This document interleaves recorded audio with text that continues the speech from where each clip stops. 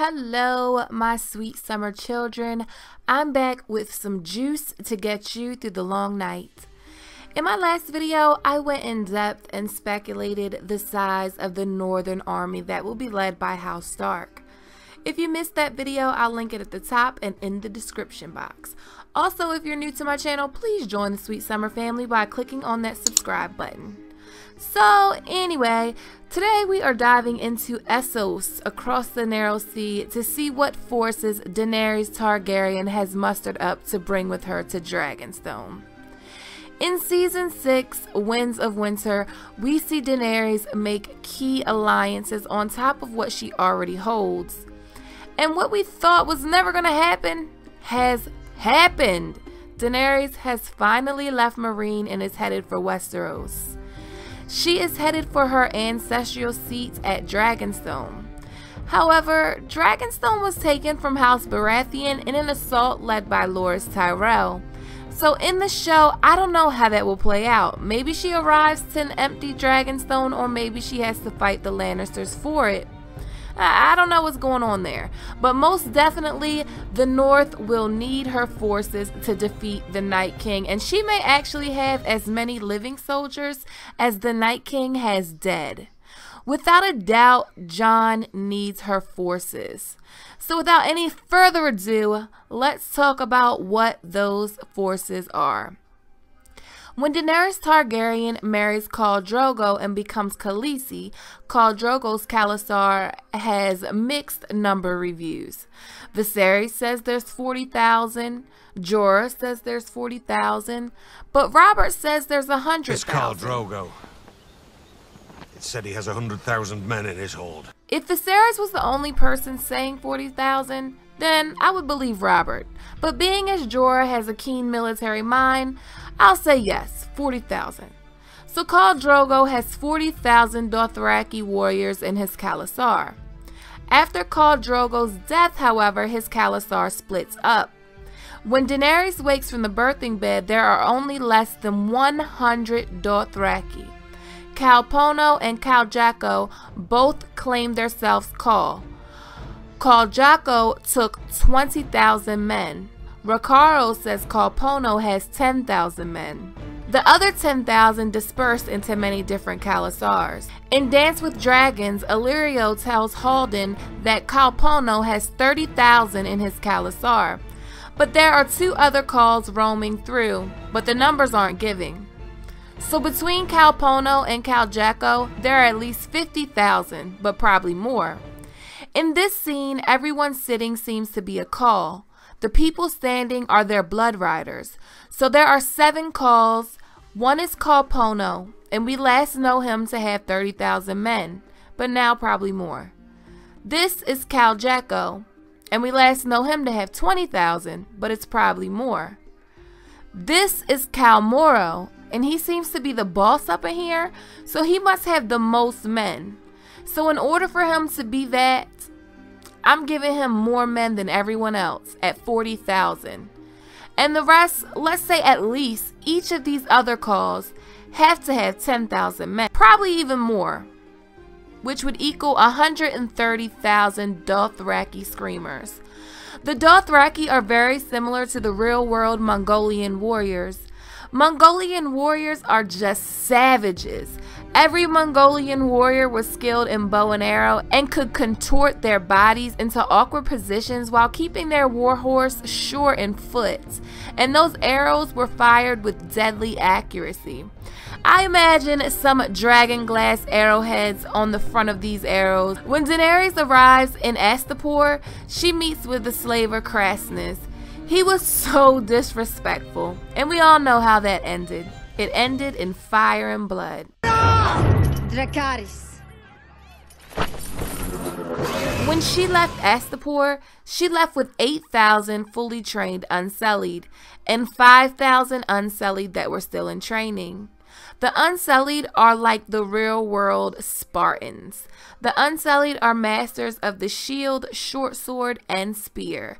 And Daenerys has 13,000 Unsullied when she leaves to go to Yunkai.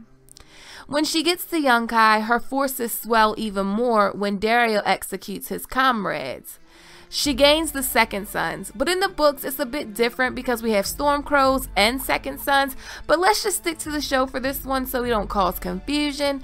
And let's not just count second sons anyway, because the second sons are staying in Meereen with Daario. When she leaves Yunkai for Meereen and actually gets to Meereen, she does have the second sons and the Unsullied. I'm sure her numbers fell down a bit because of the Sons of the Harpy, the Masters, and the whole fiasco at the Meereenese fighting pits, but I doubt her numbers dwindled that much. And even in this big battle of Meereen, her numbers still probably didn't dwindle too much because they stayed locked in the pyramid and fire and blood came, and you know, she may have even picked up a few more people to her cause. She also has the forces of Dorne. Dorne is said to have the same number of forces as the Vale and the North.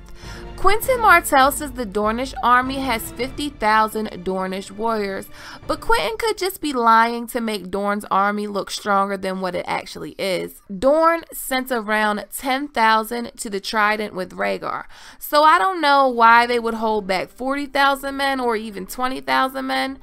George R.R. Martin has said that Dorne can muster up around the same forces as the North and the Vale. So I'm going to put their bottom line number at 40,000. Then we have another of Daenerys' alliances, and that is with Highgarden and House Tyrell. Renly's forces were said to be over 1,000. And I think that also included the soldiers from the Stormlands. We get conflicting numbers from everyone everywhere. Renly himself only had 10,000 with him, according to Catelyn when she was there. But I think the Reach can muster up some heavy numbers. When Marjorie and Joffrey are betrothed, there are 70,000 Tyrell soldiers in King's Landing, according to Tyrion. Of course, they left some of their forces in the Reach, so I would think they have about 90,000 soldiers, if not more. They also have the Red Wine fleet of 200 warships. Now, moving along to another one of Daenerys' alliances she has made, there's something completely different happening in the books with the Greyjoys, so finding a number was difficult. In the books, Victarion has taken like 93 ships and Euron has like 1,000 ships. Some say half of that, but in season 6, Yara is said to have 100 ships.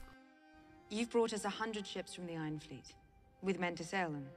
When we see Theon, Yara, and their comrades leave the Iron Islands, they leave in these boats. There are about 11 to 15 people in each boat. And we have boats rowing to every ship. So if we multiply an in-between number, let's just say 13, by 100, we get 1,300 Iron Islanders aligned with Dany. Maybe more than that. The Greyjoys are also savages, fighting just like the Vikings. And if all that isn't enough, she has a nuclear arsenal of dragons. 3 to be exact. The size of airplanes. 3 dragons the size of airplanes that breathe fire.